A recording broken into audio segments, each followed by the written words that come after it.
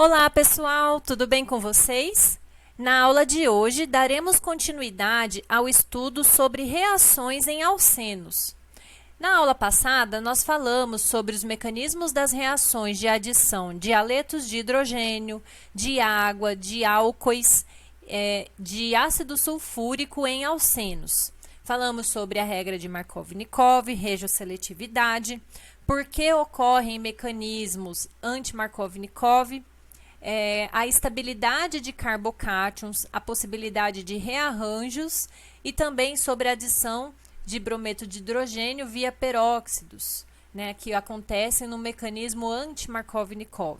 Então, exploramos isso daqui para entender essa questão de reações que ocorrem, né, em conformidade com a regra de Markov-Nikov e reações que ocorrem por um mecanismo anti-Markov-Nikov. Então, tudo isso está relacionado com a formação, né, do intermediário mais estável, o intermediário da reação mais estável. Por quê? Porque uma vez que esse intermediário é mais estável, o estado de transição também é mais estável. Logo, a energia, né, para se chegar a esse estado de transição será menor e a reação se processa mais facilmente, mais rapidamente, certo?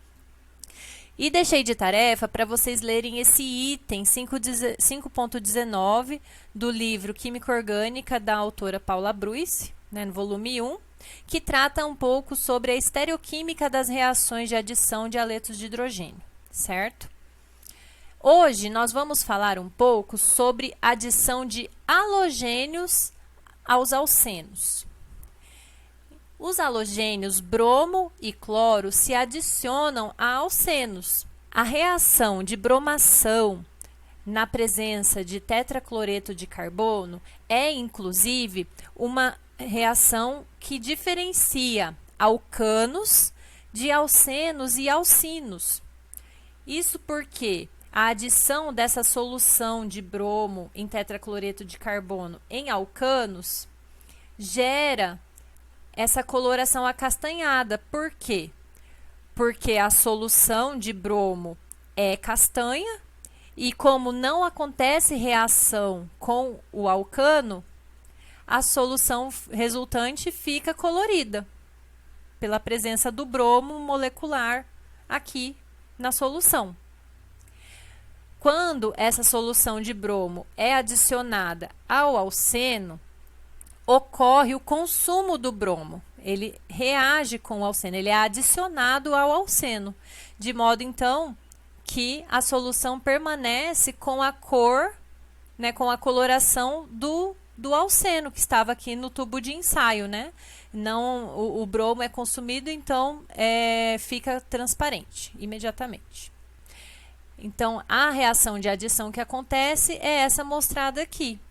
Produz-se um dialeto vicinal, ou seja, os átomos de bromo são adicionados em dois carbonos vizinhos. Aí vocês podem perguntar, mas professora, nós vimos na aula sobre reações radicalares que o bromo reage com os alcanos. Sim, nós vimos isso, mas justamente a reação acontece por um mecanismo radicalar. Logo, a primeira etapa dessa reação, ela precisa de uma iniciação, certo?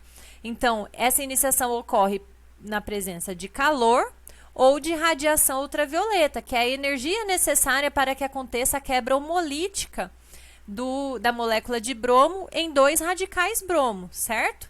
Então, essa reação com alcanos acontece a altas temperaturas ou na presença de radiação ultravioleta. Se considerarmos temperatura ambiente, essa reação não acontece, né, com alcanos em taxas apreciáveis. Então, considera-se que não acontece a reação com alcanos, ok? E quando acontece por um mecanismo radicalar. Bom, as reações de halogenação são normalmente realizadas em temperatura ambiente ou temperaturas mais baixas e em solventes halogenados inertes, como o tetraclorometano, que é o tetracloreto de carbono. O mecanismo ocorre da seguinte forma. Então, à medida que uma molécula de bromo se aproxima do alceno, a densidade eletrônica da ligação π do alceno se repele da densidade eletrônica do bromo mais próximo, polarizando essa molécula de bromo. Portanto, os elétrons π do alceno, ao se aproximarem da molécula do bromo, repele a densidade eletrônica do bromo mais próximo dessa molécula, certo? Então, os elétrons serão, a densidade eletrônica será empurrada o mais distante possível dessa nuvem eletrônica π, de modo que esse bromo mais próximo ao alceno vai ficar com uma carga parcial positiva por conta dessa polarização, né? A repulsão por conta da densidade eletrônica vai polarizar a molécula de bromo, né? A maior parte da densidade eletrônica da molécula do bromo agora vai ficar mais próxima deste outro átomo de bromo aqui. Por conta disso, este átomo de bromo vai atuar como um eletrófilo e o par de elétrons π da ligação dupla atua como um nucleófilo e ataca este bromo. Isso vai provocar o deslocamento desse bromo que está mais distante. E à medida que isso ocorre, esse átomo de bromo recém-ligado, devido ao seu tamanho e à polarizabilidade deste átomo, ele acaba doando um par de elétrons para o outro carbono do alceno, que se transformaria em um carbocátion. E dessa forma, forma-se um intermediário mais estável, que é chamado de íon bromônio.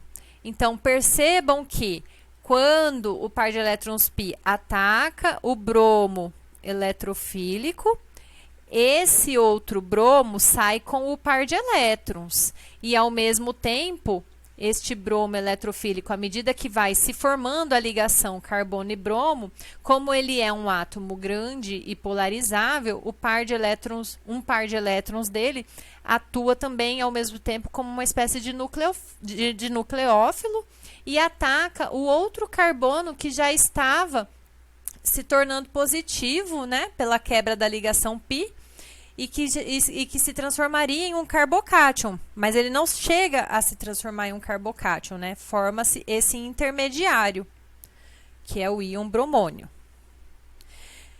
E gera-se o brometo também, uma vez que esse bromo sai com o par de elétrons, certo? É uma quebra heterolítica aqui. Aí, esse íon brometo ataca o carbono num sentido anti. O que isso quer dizer?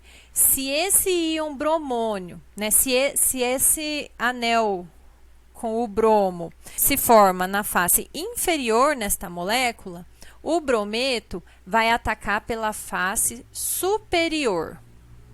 Se fosse o contrário, se esse anel com o bromo fosse formado na face superior, o brometo atacaria na face inferior. Então, é sempre num sentido anti. E isso está relacionado com a repulsão eletrônica mesmo, né? Se esse brometo tentasse atacar pela mesma face, acontece um efeito de repulsão, né? Por serem átomos grandes, então ele não consegue acessar o carbono pelo mesmo lado aonde está o anel. Essa etapa da formação do bromônio é a etapa 1, é a primeira etapa. Então, aqui nós podemos ver o íon bromônio do eteno e o íon bromônio do cis-2-buteno. Então, percebam que aqui está o bromo e, apesar do bromo, desse intermediário, apresentar a carga positiva, quando a gente olha que a região onde está mais azul, que é a região mais positiva, é a região que abrange os carbonos, tá? Então, aqui estaria o bromo, aqui é a região dos carbonos. Então, esses carbonos estão eletrodeficientes, porque o bromo, principalmente com carga positiva, ele exerce um efeito de atrair, né, a densidade eletrônica para si, deixando esses carbonos eletrodeficientes. Então, esses carbonos estão suscetíveis ao ataque de um nucleófilo. E é exatamente isso que acontece na etapa 2. O brometo ataca um destes carbonos eletrofílicos, né? Esses carbonos que estão deficientes de elétrons. Esse ataque ocorre num sentido anti, então sempre oposto à posição do bromônio. E assim forma-se o produto. Então, uma vez que o brometo atacou este carbono, acontecerá a quebra dessa ligação. Então, esse par de elétrons passa para o bromo e forma-se o dialeto vicinal. Se esse brometo tivesse atacado este outro carbono aqui, a quebra aconteceria aqui. A professora pode atacar qualquer um dos carbonos?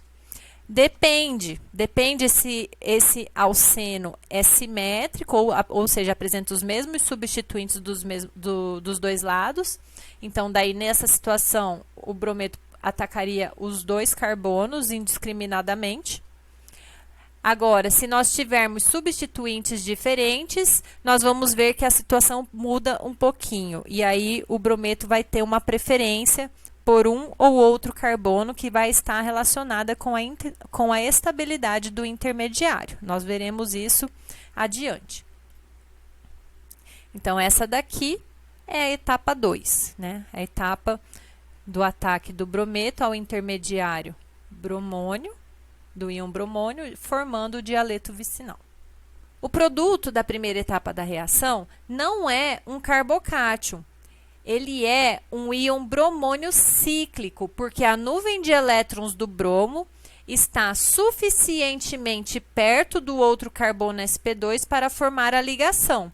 Então, à medida que forma-se uma ligação do carbono com o bromo e que se quebra essa ligação bromo-bromo, ao mesmo tempo está acontecendo a formação da ligação do bromo com o outro carbono. Por quê? Porque o bromo é grande e polarizável. Então, é um estado intermediário aonde começa a se formar a ligação carbono-bromo, começa a quebrar a ligação π, deixando o outro carbono, então, com uma carga parcial positiva.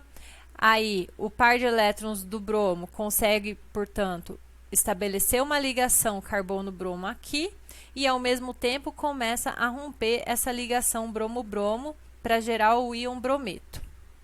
Então, é um intermediário mais estável do que se formasse esse carbocátion. Olha, ainda mais nesse caso aqui, que seria um carbocátion primário. O íon bromônio cíclico é mais estável do que o carbocátion poderia ser, pois todos os átomos estão com seus octetos completos, tirando os hidrogênios, lógico, que apresentam apenas, na sua forma mais estável, ficam com 2 elétrons na sua camada de valência. Então, reforçando, a adição de bromo e a de cloro também, como nós veremos, é uma reação de adição anti. Então, se o íon bromônio está nesta face, o brometo vai atacar sempre na face oposta. Vejam que aqui está sendo mostradas as duas situações. Ó, se o brometo atacar neste carbono, forma-se a ligação aqui embaixo e quebra-se a ligação aqui em cima. Olha lá. Se o brometo atacar neste outro carbono, forma-se a ligação aqui embaixo e quebra-se essa ligação aqui em cima. Olha lá, o bromo fica no outro carbono na face superior. Vamos considerar o exemplo a seguir. O ciclopenteno na presença de bromo em tetracloreto de carbono. Será formado este produto e este produto. Aqui, os produtos são trans 1,2 de bromo ciclopentano. São iguais? Não, não são iguais. Aqui nós temos um par de enantiômeros, certo? São moléculas diferentes, certo? São estereoisômeros, enantiômeros. Como se explica a produção deste par de enantiômeros. Então, agora vocês já sabem que isso acontece por conta da adição anti. Então, vejam em detalhes. Aqui temos o ciclo penteno na presença de bromo.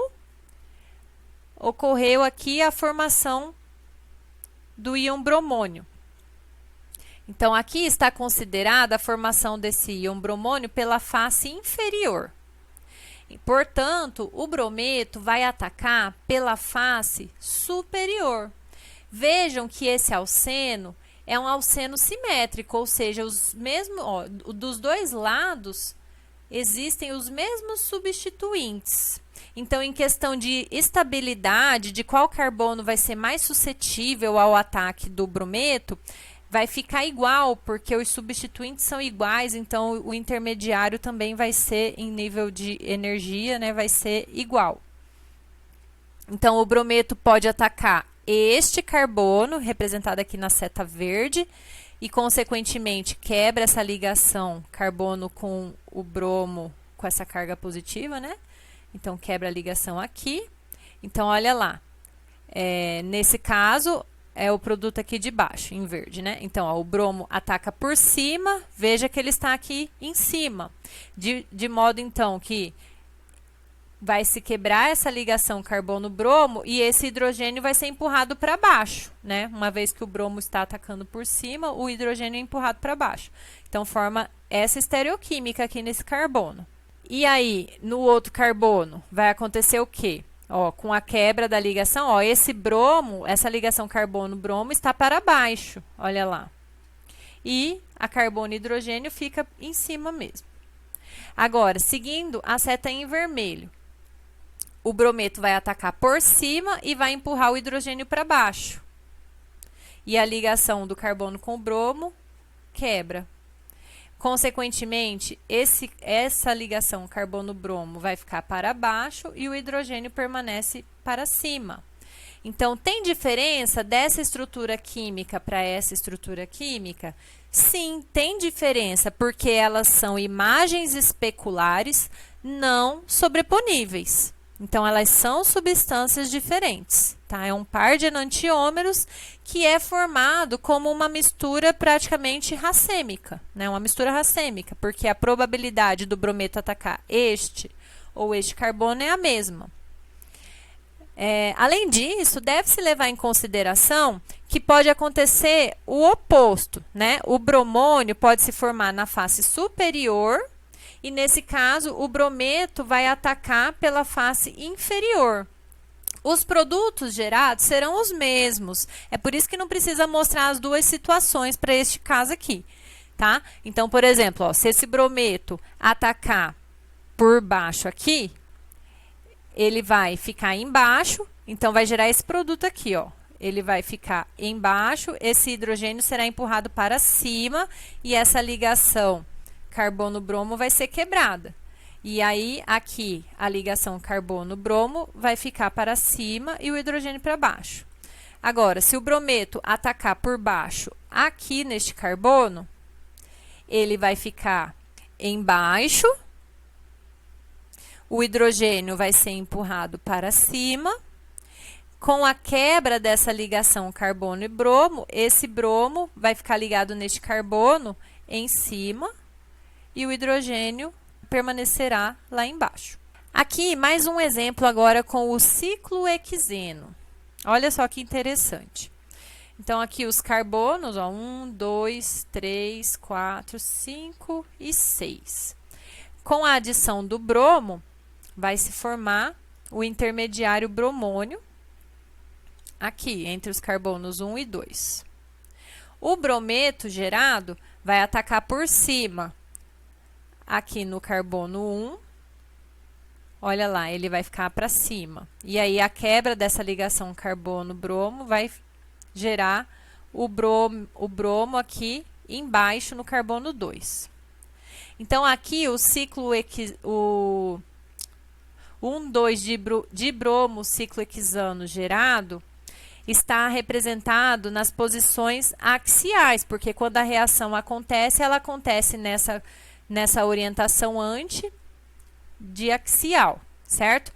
Mas essa conformação não é a conformação mais estável para o ciclo hexano, né? A conformação mais estável é com esses substituintes, principalmente esses substituintes que são grandes, né? São mais volumosos, na posição equatorial. Então, a conformação vai mudar para a conformação mais estável, onde os bromos ficarão nas posições equatoriais, tá?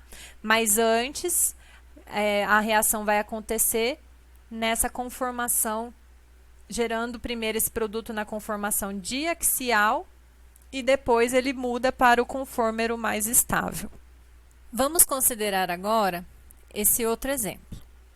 Aqui nós temos o cis-2-penteno, certo? Ó, os hidrogênios para o mesmo lado. Então, é o estereoisômero cis. Na reação de adição de bromo, formará o intermediário bromônio, conforme nós já vimos, e numa próxima etapa ocorrerá o ataque do brometo numa orientação anti. Então, este ataque pode acontecer neste carbono, representado aqui pelas setas em verde, ou neste outro carbono. Então, a reação nesse carbono aqui, que está representado pela seta verde, gerará o seguinte produto. Vamos acompanhar. Então, o brometo vai atacar,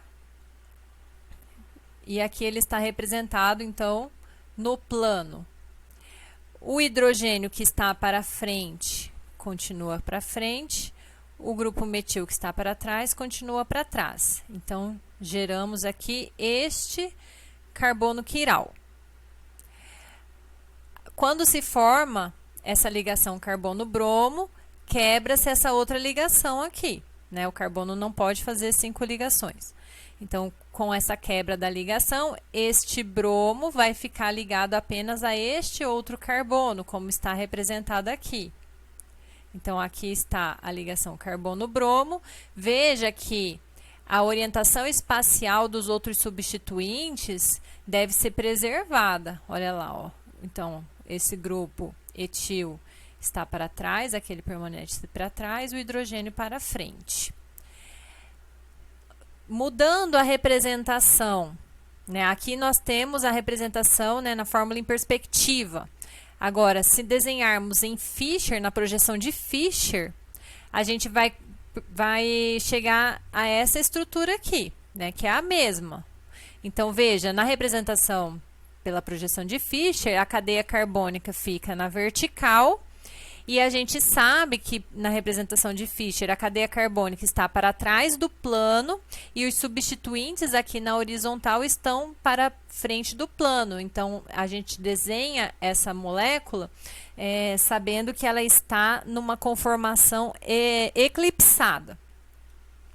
Então, qualquer coisa, se vocês não se recordam disso, é importante revisar, certo? Então, ajustando aqui, fazendo as rotações das ligações, ó, porque aqui ela está na conformação alternada, né? Então, ajustando para a conformação eclipsada e colocando a cadeia carbônica para trás do plano, vocês vão chegar nessa representação pela projeção de Fischer, tá? Olha, a cadeia carbônica, ó, o grupo metil lá para trás, esse hidrogênio vai ficar para a direita aqui, o bromo aqui na esquerda. Essa cadeia etil para trás, ó, o bromo aqui e o hidrogênio aqui. Então, fazendo isso também para o outro produto, ó, do ataque do brometo, neste carbono, com a quebra dessa ligação carbono-bromo, né, que vai permanecer aqui, esse átomo de bromo, neste outro carbono, gerando esse produto, né? Então, colocando na conformação eclipsada e desenhando isso na projeção de Fischer, chega-se a esta representação. Então, vejam que esses dois isômeros, né, um par de enantiômeros aqui, certo? São imagens especulares não sobreponíveis. São moléculas diferentes. E vejam que os dois enantiômeros são trel, né? Quando você tem, ó, os substituintes, ó, hidrogênios de lados opostos, né? Então, aqui nós temos os enantiômeros trel.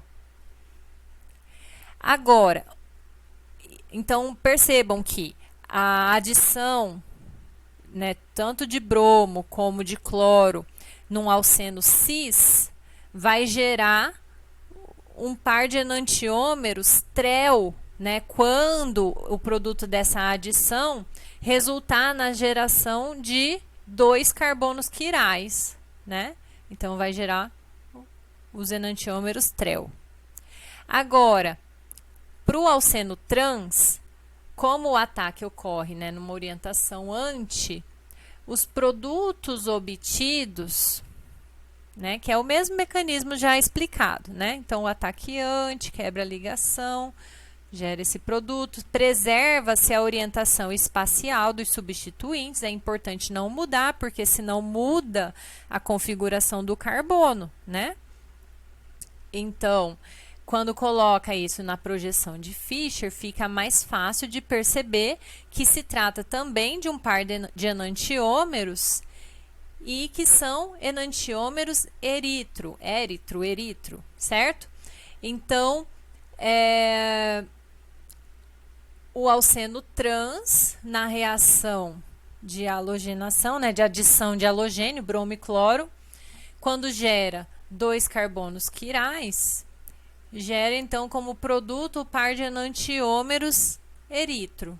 Portanto, se 2 carbonos assimétricos, que foi o caso mostrado agora, né, são criados como resultado de uma reação de adição que forma um bromônio intermediário, poderia ser o clorônio também, né, da adição do cloro. Somente um par de enantiômeros será formado. Em outras palavras, a adição de bromo é estereosseletiva, então ela vai gerar somente um par de estereoisômeros. Vamos ver a definição de estereosseletiva. Estereosseletiva é a reação na qual vários estereoisômeros poderiam ser formados, mas apenas um ou alguns deles predomina. Vocês compreenderam? Então, por exemplo, o cis-penteno, cis-2-penteno, ele só gera os estereoisômeros, os enantiômeros trel. Ele não gera os enantiômeros eritro. Então, é por isso que ele é estereosseletivo. O trans-2-penteno só gera, dentre as 4 possibilidades de produtos que poderiam ser gerados, né, que seria o par de enantiômeros trel e o par de enantiômeros eritro, o trans-2-penteno só gera o par de enantiômeros eritro. Então, ele também é estereosseletivo. Vou repetir. Então, quando o produto da reação poderia gerar uma série de estereoisômeros, né, seriam 4 estereoisômeros possíveis. Mas, aqui no caso, ele só gera 2. Então, é estereosseletivo. Só que essas reações, além de serem estereosseletivas, elas também são estereoespecíficas. Por quê? Porque cada reagente estereoisomérico leva a um produto estereoisomérico diferente ou um grupo de produtos diferentes. Então, por exemplo, vamos supor que você tem de reagente o estereoisômero A e da reação dele só gera B. Agora, se você pegar o estereoisômero C, ele vai gerar somente D. C não gera B, entendeu? A não gera D. Então, vamos voltar aqui nessa situação. O cis-2-penteno, né, na reação de adição de bromo, vai gerar os enantiômeros trel. Ele não gera os enantiômeros eritro. Então, ele, além de ser estereosseletivo, por ter a predominância, né, de alguns estereoisômeros como produtos, os produtos que ele produz são diferentes dos produtos que o isômero dele produz, né? Que o isômero trans produz. Então, o cis produz os enantiômeros trel e o trans produz os enantiômeros eritro. Então, além de estereosseletivos, eles são estereoespecíficos, tá? Então, um reagente estereoisomérico leva a um produto estereoisomérico diferente do outro reagente que seria o seu estereoisômero, entenderam? Fala tanto estereoisômero daqui, estereoisômero dali, que às vezes pode ficar confuso. Então, olha só, todas as reações estereoespecíficas são estereosseletivas. Agora, nem todas as reações estereosseletivas são estereoespecíficas. Porque para ser estereoespecífica, um isômero, você tem dois reagentes que são isômeros. Então, você tem o reagente A e o reagente B. E A e B são isômeros. Vamos supor que o A é o isômero cis, o B é o isômero trans de um reagente. Só que aí a reação de A vai gerar o produto C.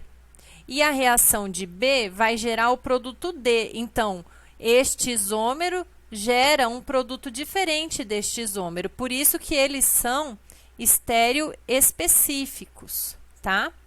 E eles são também estereosseletivos, porque dentre essas duas possibilidades, né, de isômeros que eles poderiam gerar, cada um só gera um dos estereoisômeros, então é estereosseletivo também. Aqui nós temos a reação de adição do bromo ao cis-2-buteno. Então veja, ó, que o cis-2-buteno reage com o bromo para produzir os íons bromônio. Então, tá aqui, a geração do íon bromônio. Veja, ó, que aqui é simétrico, né, ó, os mesmos substituintes dos dois lados. Então, esse brometo vai atacar tanto este carbono quanto este. Quando o brometo ataca este carbono, quebra a ligação aqui. Então, ó, vai gerar esse produto. Olha lá, o brometo, né, ficou aqui, ó, o bromo ficou aqui em cima e esse outro bromo aqui embaixo. E preserva-se a orientação aqui espacial dos outros substituintes, ó, para trás, para frente a metila, ó lá, ó, hidrogênio para trás, metila para frente. Hidrogênio para trás, metila para frente. Tá preservado. Pela rota B, pelo ataque do brometo a este carbono, então agora esse bromo vai ficar aqui em cima, né, e esse outro bromo vai ficar aqui embaixo. Respeitando-se também a orientação espacial dos outros substituintes, temos estes dois produtos. Colocando na projeção de Fischer, olha lá, temos aqui o par de enantiômeros trel, tá? Então, ó, do cis foi gerado o par de enantiômeros trel. Vamos olhar agora para o caso do trans-2-buteno.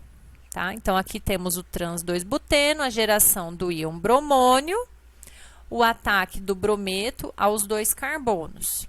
Então, quando o ataque aconteceu aqui na rota A, neste carbono, o bromo ficou em cima, esse outro bromo fica embaixo. E na rota B, o ataque a este outro carbono aqui, o bromo em cima e o outro bromo aqui embaixo. Quando coloca esses grupos, essas duas moléculas, né, representadas na projeção de Fischer, nós temos aqui essas moléculas que são o isômero eritro. Perceba que agora essa molécula tem um plano de simetria. Conseguem ver aqui, ó? Existe um plano de simetria aqui, né? Essa metade aqui e essa metade aqui da molécula são iguais. Então, na verdade, essas duas moléculas aqui são iguais, elas são sobreponíveis. A imagem especular, né, elas são imagem especular uma da outra. Elas são imagens especulares sobreponíveis. Isso significa que se trata da mesma molécula, é a mesma substância. Então, esse tipo de situação onde temos aqui uma molécula que tem carbonos quirais, né?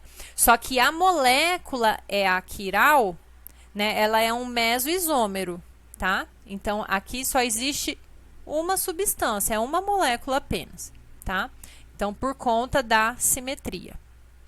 Mas, de qualquer forma, o produto da adição do trans-2-buteno foi uma molécula eritro, certo? justamente por conta do ataque-ante. Bom, então até agora nós vimos situações nas quais o nucleófilo, que no caso mostrado até o momento é o próprio brometo, ataca qualquer um dos dois carbonos. Por quê? Porque nós mostramos situações onde os dois carbonos, em questão de suscetibilidade ao ataque do nucleófilo, né, eles eram igualmente suscetíveis. Agora vamos ver outras situações. Então aqui nós temos os intermediários, né, os íons bromônio do eteno, do propeno e do 2-metilpropeno. Então aqui estão representados os mapas de potencial eletrostático desses três intermediários. Vejam aqui na legenda, ó, à medida que a substituição alquila aumenta, o carbono é capaz de acomodar mais carga positiva e o bromo contribui menos para a densidade eletrônica. Então vejam, ó, que o azul representa mais carga positiva. À medida que vai aumentando aí verde, amarelo, até chegar ao vermelho, né, o amarelo e o vermelho já mostra uma alta densidade eletrônica, né, o amarelo é um intermediário. Então, aqui nós temos o eteno.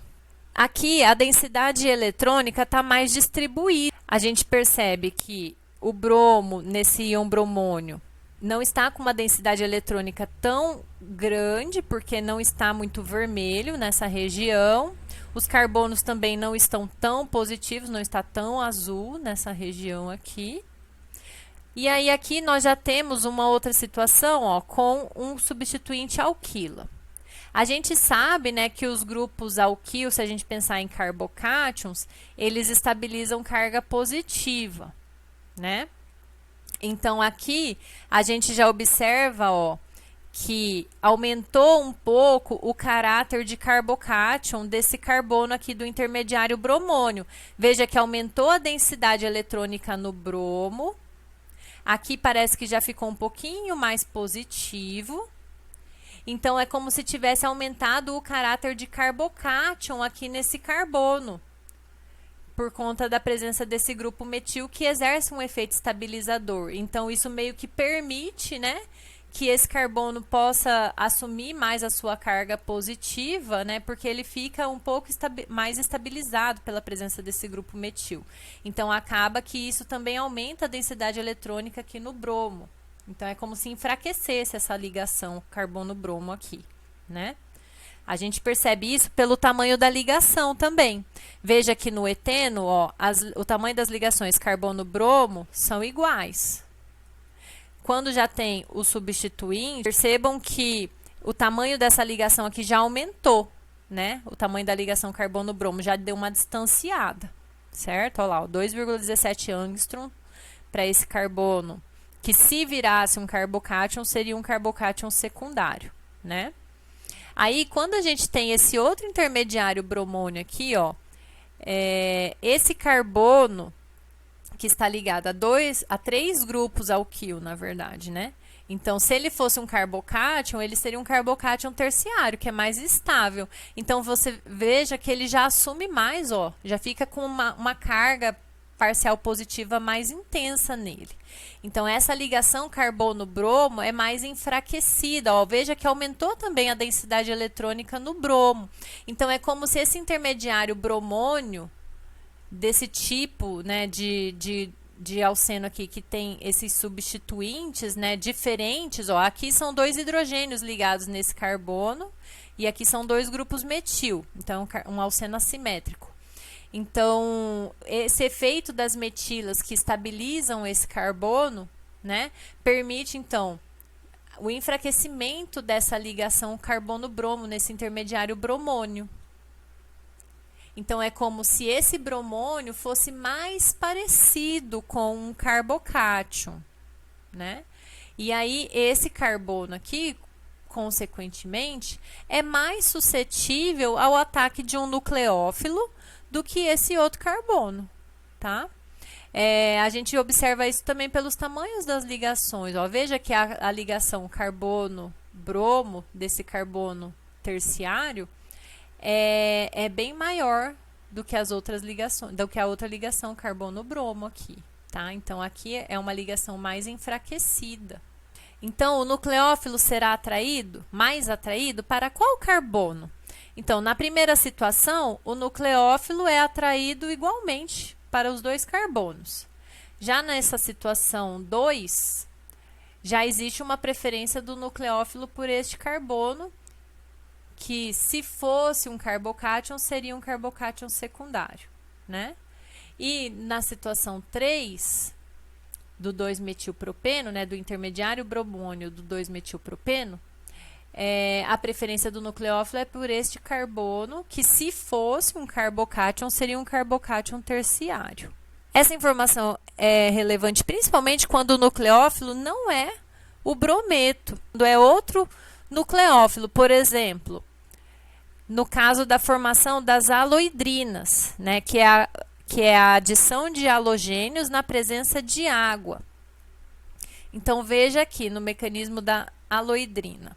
Então, você vai ter a reação do alceno na presença de água. Então, a primeira etapa vai ser a formação do intermediário bromônio.